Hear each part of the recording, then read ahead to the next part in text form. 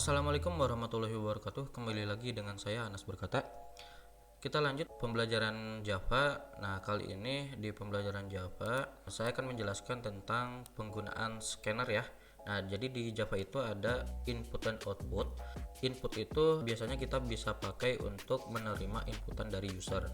Nah, misalkan kalian ingin membuat sebuah aplikasi seperti hitung-menghitung ya, matematika atau kalkulator. Nah, nilai yang dimasukkan itu pasti dimasukkan atau diinput oleh seorang user. Nah, bagaimana cara menangkap apapun nilai yang diberikan user atau apapun yang diketikkan oleh user, itu semuanya di input menggunakan fungsi yang namanya scanner. Nah, kita langsung aja buka IntelliJ IDE-nya atau aplikasi pengolah Java yang ada di laptop kalian. Nanti kalian bikin project baru ya. Nah, kita pilih yang Java, kemudian project SDK-nya kalian bebas menggunakan Java versi berapa. Saya menggunakan versi 14. Next, kemudian jangan lupa create project from template. Next lagi. Nah, kita tentukan penyimpanannya ya. Kita simpan di desktop. Nah, di folder Java sekarang kita sudah ada di pertemuan 05 ya.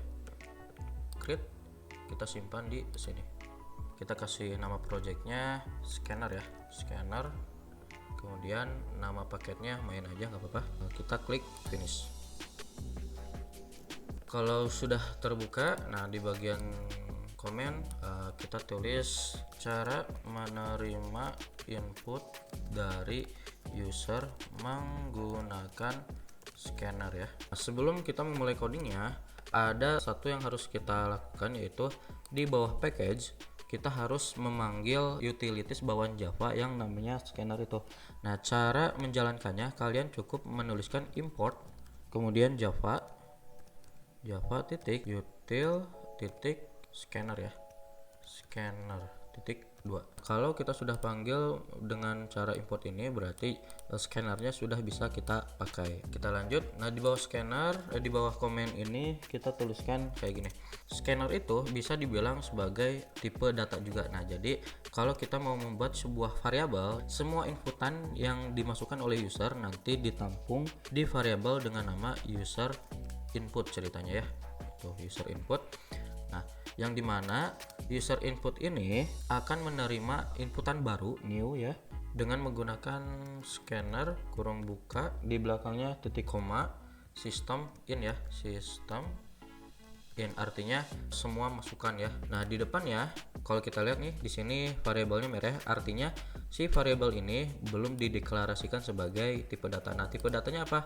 Tipe datanya adalah scanner. Normal ya, sekarang sudah tidak merah. Cara untuk menampung datanya, kita tampung di variabel input ya. Misalkan ada variabel namanya input sama dengan isinya itu adalah user input ini. Kita tinggal tuliskan user input, i-nya gede ya, input titik 2. Nah, seperti ini. Nah, supaya nanti hasil inputannya ketika user menuliskan inputannya kemudian enter ke bawah atau melanjutkan inputan berikutnya, kita bisa menambahkan next int di sini. Pakai titik ya, jangan lupa user input titik next int. Tuh. Nah, di depannya kita masukkan tipe datanya apa. Kalau tipe datanya berupa angka, seperti biasanya kita harus menuliskan int atau integer, atau kalau misalkan mau float boleh ya. Nah, untuk menampilkannya baru di sini kita menggunakan shout ya, system out print. Misalkan input pertama, maaf pakai kutip ya, input sama dengan di sininya kita tambah variabel input. Nah, seperti ini. Kita save dulu. Nah, kalau sudah kita jalankan, kita run. Nah, di sini ya, ini sudah jalan. Di sini kosong. Kenapa? Karena kosong di sini artinya kita bisa memasukkan input nilai di sini. Misalkan kita ketikkan 10, maka ketika di enter muncul input sama dengan 10. Nah, 10 ini dari mana? 10 ini dari inputan yang kita masukkan. Kalau kita jalankan lagi, kita masukkan lagi nih 20 misalkan, maka inputnya adalah 20. Nah, seperti itu cara untuk menerima input dari user menggunakan scanner ya. Gimana kalau misalkan kita masukkan inputannya 2 kali? Bisa ya. Misalkan setelah memasukkan input yang pertama, di sini kan ada next int ya.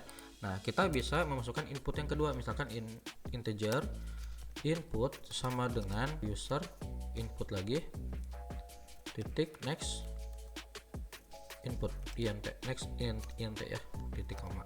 Kita sort lagi, kita sort sort sistem print line-nya kutip input kedua ya, ini kedua sama dengan di sini tambah input ya, input. Oke, ini input ke satu ya, input ke satu. Oke, kalau kita jalankan lagi, di sini ada error, tapi sebelum kita benerin errornya, kita pindahkan ke sebelah kanan dulu deh ya, ke right top.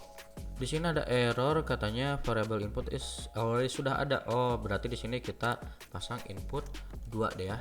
Ini input 1. Nah, di sininya kita ubah nih bagian sistem outnya, input 1, yang ini input 2. Oke, kita jalankan lagi ya. Nah, di sini kita masukkan input pertama 10 dan input keduanya 20 misalkan, atau 40 deh ya. Nah, input kedua sama dengan 40. Nah, begitu cara untuk menggunakan scanner ya. Nah, kalau kita sudah bisa menggunakan scanner seperti ini, kita bisa memanfaatkannya untuk proses hitung-hitung. Kita kasih contoh, misalkan, jadi komen dulu ya ini semuanya. Misalkan kita ingin membuat hitung luas persegi ya, menggunakan user input gitu. Nah, kita gunakan scanner lagi, scanner. Misalkan kita gunakan nama variabel yang sama, user input sama dengan new scanner kurung buka kurung tutup titik koma, di sininya system.in ya. Nah, kalau sudah, kita buat sebuah variabel, misalkan integer, atau jangan integer ya, kita float aja ya, takutnya ada koma-koma. Nah, float untuk panjang atau penjelasan dulu ya, penjelasan. Misalkan luas nih, luas persegi itu kan sama dengan panjang dikali lebar kan ya, berarti variabel yang kita butuhkan itu adalah panjang dan lebar gitu. Oke, kita buat menggunakan float, kemudian masukkan variabel panjang. Nah, variabel panjang ini nilainya dari mana? Nilainya menggunakan user input yang di atas ini ya, user input yang di atas ini titik next float titik koma. Shoutnya itu, atau shoutnya di atas ya, shout masukkan nilai panjang persegi titik 2. Pertama munculkan sistem out print line, masukkan nilai panjang persegi, kita masukkan nilainya. Kemudian ada shout lagi di sini, masukkan nilai lebar persegi. Kita tulis lagi float lebar sama dengan user input next float ya, next float titik koma. Kita save dulu. Nah, kemudian di bawah kita lakukan aritmatikanya.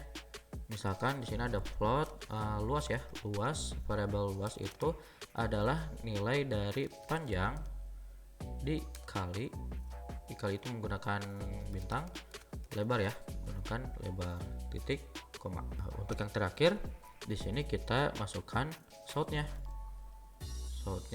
kita tuliskan kayak gini aja, luas persegi adalah sama dengan, di sini kita tambah luas. Nah, cukup kayak gini aja. Kalau kita jalankan, masukkan nilai persegi panjang, masukkan di sini misalkan panjangnya 10 ya ceritanya. Masukkan nilai lebar perseginya ada 20. 10 dikali 20 itu berarti 200 ya. Kita enter. Luas persegi adalah 200. Nah, seperti itu. Gampang ya, nggak terlalu susah. Nah, hal yang seperti ini juga bisa kalian gunakan untuk membuat aplikasi kalkulator. Misalkan kalian masukkan input pertama nilainya berapa, kemudian input keduanya itu berupa operasi aritmatikanya apa, apakah itu tambah, kurang, bagi, atau kali. kemudian masukkan nilai ketiga itu angka keduanya gitu ya, kemudian hasilnya seperti apa. Nah, itu bisa dilakukan menggunakan scanner. Nah, untuk logika kondisinya itu nanti kita jelaskan di video berikutnya. Nah, karena di video berikutnya saya akan menjelaskan tentang cara penggunaan condition if else atau switch case ya. Nah, dengan menggunakan if else atau switch case kita bisa membuat aplikasi dasar kalkulator yang sangat sederhana gitu. Oke, videonya dicukupkan sampai sini dulu. Jangan lupa subscribe, like kalau kalian suka sama videonya. Jangan lupa juga komen dan share ke teman-teman supaya teman-teman yang lain bisa belajar. Semoga ilmunya bermanfaat. Sampai jumpa di video berikutnya. Assalamualaikum warahmatullahi wabarakatuh.